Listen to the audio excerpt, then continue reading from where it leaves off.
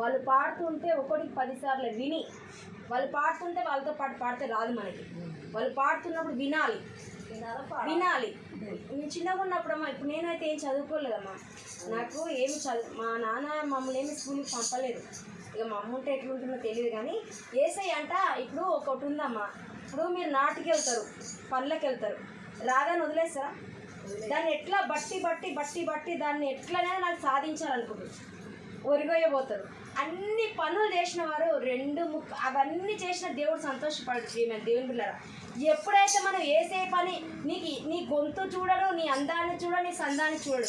ఎప్పుడైతే ఆయన నామంలో ఆయన పాటబడిని సూచిస్తావో దేవుడు నిన్ను పట్టంట పరలోకంలో ఆయన సంతోషిస్తాడంట. హల్లెలూయా.